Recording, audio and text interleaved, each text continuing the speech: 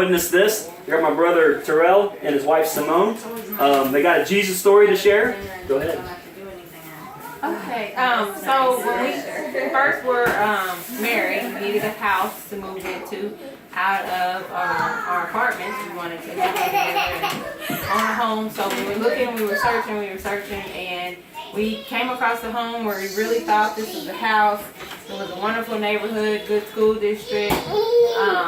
It was right at the top of our price range, and so we got the inspection back and found out that the attic was like infested with dead birds, and I was pregnant at the time, so we were like, that's pretty much a no-go because we don't know, you know, what things could be living up there or what we could be inhaling. So we were really kind of, you know, sad about it, and well, I don't know about my husband, but we kept searching, and so we were really getting a little bit discouraged because we had been looking for months, and we're like, you know, the industry is saying this is a great time to buy, this is a great time to buy, you know, why is it so hard for us to find a place?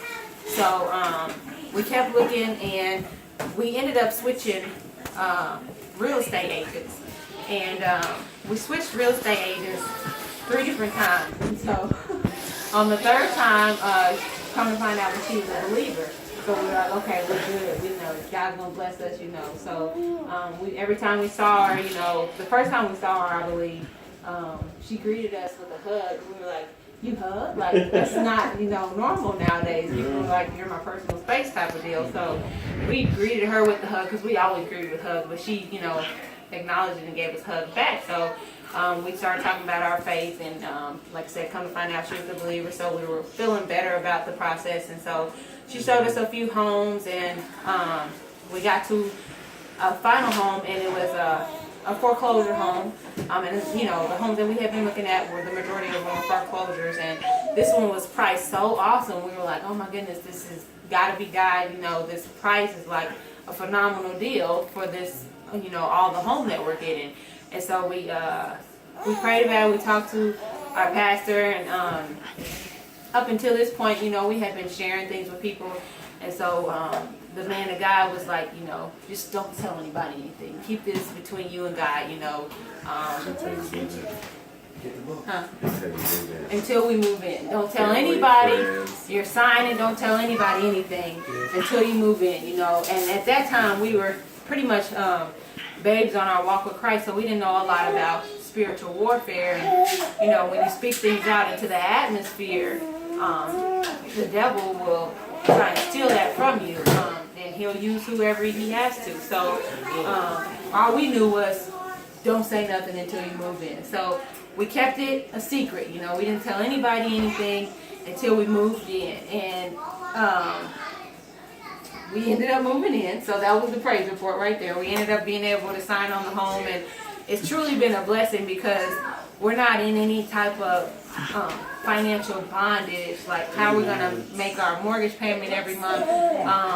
God is blessing me to be able to come off the job, and we're still going to be able to be comfortable. You know, if we would have got the house that my flesh wanted, there would have been no way that I would be able to come off the job right now. But I'm going to be able to be a mom and a wife, and most importantly, you know, draw closer to God. So the whole keeping it to ourselves has been a process that we've used on a lot of things now, you know. So we know that there's forces that we're going up against that, you know, we can't see. So fighting spiritual warfare has definitely been one of the things that we incorporated, and it's been a blessing just to be able to be in our home and just have a home, you know. With the ministry that we're in now,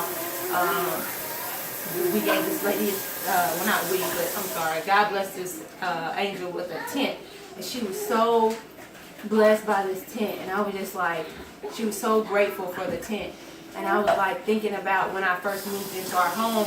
In my mind, it wasn't the home that I really, really wanted because it was an older home and it had a lot of fixer-upper type of things. But God, you know, really stayed on me about that ungrateful mindset, you know. And so being able to be a part of this outreach ministry has really opened our eyes to what it looks like to truly be grateful and appreciative for the smallest things. Amen. So it's just truly been a blessing, and I thank God for it. That's awesome.